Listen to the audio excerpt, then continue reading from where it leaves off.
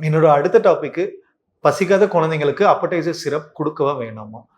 நான் சொல்லப் போற விஷயம் என்ன அப்டின்னா, எந்த ஒரு குழந்தைக்குமே பசி இல்லாம எந்த ஒரு குழந்தையுமே இருக்காது. அதனால தனியா அப்படைசர் சிரப் குடுக்கணும்னு கேட்டா, என்ன கேட்டா அது சுத்த முட்டாள்தனம் தான் நான் சொல்வேன்.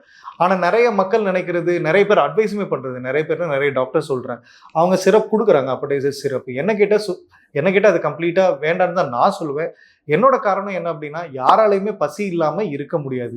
அது குழந்தையா இருந்தாலும் சரி, பெரியவங்களா இருந்தாலும் சரி. ஆனா, அதே பட்சத்துல ஒரு குழந்தைக்கு ஏதாச்சும் பிரச்சனை இருக்கு, அப்படிங்கிற பட்சத்துல அவங்களுக்கு பசி இல்லாம இருக்கும். இப்ப பிரச்சனைனா இருமல் சளி வருது, காய்ச்சல் இருக்கு, இல்ல ஒண்ணுக்குள்ள பிரச்சனை இருக்கு, இல்ல வயித்தால போகுது அப்படிங்கிற பட்சத்துல அவங்க நேச்சுரலாவே அவங்களுக்கு எதுவும் சாப்பிட தோணாது. அதுக்குன்னு அந்த குழந்தைக்கு பசி இல்லைங்கிறத முடிவு பண்ணிருவேன். அந்த பிரச்சனை இருக்கிறதுனால அவங்க சாப்பிடாம இருக்காங்க. பிரச்சனை சரியாக ஆக அவங்க நார்மலா சாப்பிட ஆரம்பிச்சுருவாங்க. ஆனா நெறைய பேரண்ட்ஸ் அப்படியே கம்ப்ளீட்டா என்ன நெனைக்கிறாங்க அப்படின்னா, சரி இந்த குழந்தைக்கு பசி இல்ல தான் போல்க்கு, அதனால சாப்பிடாம இருக்கா. அந்த பசி இல்லாம இருக்கிறதுக்கான காரணம் உடம்புல ஏதோ இன்ஃபெக்ஷன் இருக்கனால, காய்ச்சல் இருக்கனால, இல்ல சளி, இருமல் இந்த மாரி காரணத்தினால தான் இருக்கும். நீங்க அத சரி பண்ணிட்டீங்க அப்படின்னா, தானா ஒரு குறிப்பிட்ட ஸ்டேஜ்ல 1 வீக்கோ இல்ல 2 வீக்ஸ்ல உங்களுக்கு வரத்தான் போகுது. பசி வரத்தான் போகுது. அதனால அது நெறைய பேர் அப்படி நினைக்க வேண்டாம்னு சொல்ல வரேன். இது எல்லாமே பண்ணியுமே உங்க குழந்தை வந்து சாப்பிடல. என் குழந்தை எப்பவுமே நார்மலா தான் இருக்கா. எந்த பிரச்சனையும் வந்ததில்ல. இருந்தாலும் சாப்பாடு கம்மியா சாப்பிடுறேன் அப்படின்னா, நீங்க வீட்ல குழந்தைக்கு என்னலாம் குடுக்குறீங்க?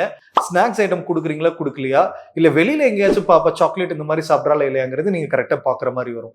ஏன் இத நான் சொல்றேன் அப்படின்னா, எந்த ஒரு குழந்தையாலயுமே கம்மியா சாப்பிட்டு இருக்க முடியாது. ஏன்னா, அவங்களுக்கு பசி நம்மளோட அதிகமா அவங்களுக்கு எடுக்கும். அதே மாரி நீங்களே பெர்சனலாவே கூட எக்ஸ்பீரியன்ஸ் பண்ணியிருக்கலாம்.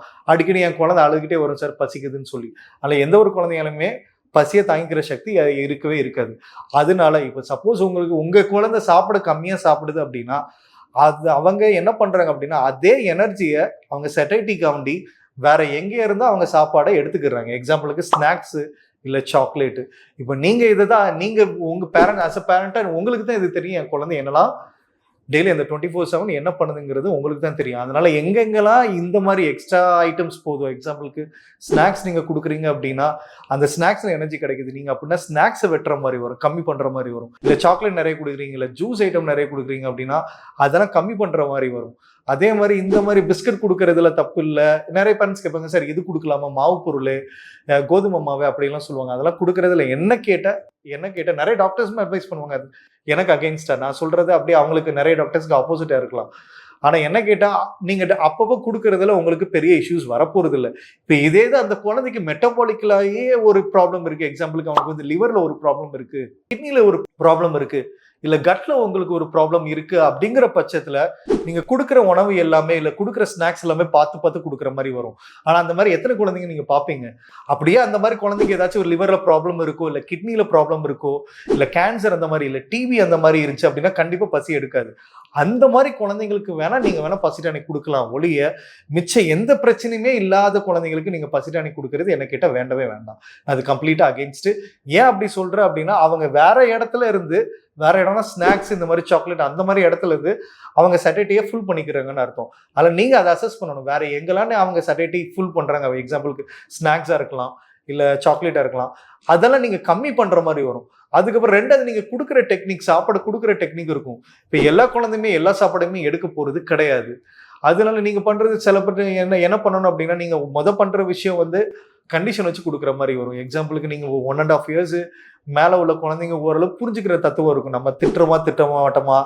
நம்ம எல்லாமே அந்த குழந்தைக்கு வந்து தெரியும். அப்படிங்கிற பட்சத்துல அந்த மாரி குழந்தைங்களுக்கு வந்து நீங்க கண்டிஷன் வச்சு குடுக்க பாக்கலாம். எக்ஸாம்பிளுக்கு சாக்லேட் வேணுமா? இல்ல உன்னைய வெளியில கூட்டிட்டு போணுமா? போறேன். ஆனா நீ எனக்கு இத பண்ணி குடுக்கணும். இன்னைக்கு நான் குடுக்குற 1 தோசையோ, இல்ல 1/2 தோசையோ, இல்ல 2 இட்லியோ நீ சாப்பிட்ட அப்படின்னா, நான் உனக்கு 1 சாக்லேட் என்ன 2 சாக்லேட் குடுக்குறேன் அப்படிங்கிற மாரி கண்டிஷன் வைக்கணும். இது ஒரு எக்ஸாம்பிள் சொல்றேன். நெறைய எக்ஸாம்பிள் நீங்க அந்த மாரி பண்ணிக்கிடலாம். அப்புறம் 2வது இந்த கண்டிஷன் உங்களுக்கு வொர்க் அவுட் ஆகாத பட்சத்துல, நீங்க நெக்ஸ்ட் இது உங்க உங்க அந்த குழந்தைய பயமுறுத்தணும். பயமுறுத்துறதுக்கு நீங்க தட்டுற மாரி, அடிக்கிற மாரி தான் வரும்.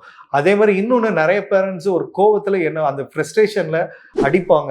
யாரா இருந்தாலும் அடிக்கிறதுல தப்பு இல்ல. ஆனா அடிக்கிறதுல தப்பு இல்லன்னு சொல்றத விட, என்ன சொல்றது? ஒரு ஒரு ஸ்டேஜ்ல குழந்தைங்க சொல் பேச்சு கேட்காம தான் இருக்க போறாங்க. சரி இத நம்ம 1 தடவ சொல்லலாம், 2 தடவ சொல்லலாம். நான் எப்படி அவங்க எல்லாத்துலயுமே எல்லா குழந்தையுமே 1 தடவ, 2 தடவையிலேயே கேட்பாங்கிறதுக்கு உத்தரவாதம் கிடையாது. அப்படிங்கிற பட்சத்துல நம்ம அடிக்கிற மாரி தான் வரும். ஆனா அடிக்கிறது எந்த இடத்துல அடிக்குங்கிறது ரொம்ப ரொம்ப முக்கியம். பட்டக்ஸ் கீழே மட்டும்தான் நீங்கள் அடிக்கிற மாதிரி வரும். அப்புறம் செஸ்ட், அப்டோமன், முதுகு இந்த மாதிரி இடத்துலலாம் கை வச்சிடாதீங்க. அப்புறம் பசி இல்லாததுக்கு இதுதான் என்னுடைய அட்வைஸு. உங்களோட குழந்தை உங்கள் கண்டிஷனில் வர்ற மாதிரி வச்சுக்கணும். அப்புறம் என்னெல்லாம் எக்ஸ்ட்ராவாக சாப்பிடுங்கிறதோ அதெல்லாம் நீங்கள் குறைச்சி பார்த்துட்டு இந்த கண்டிஷன் வச்சு கொடுத்தீங்கன்னா எல்லாமே கரெக்டாக இருக்கும்.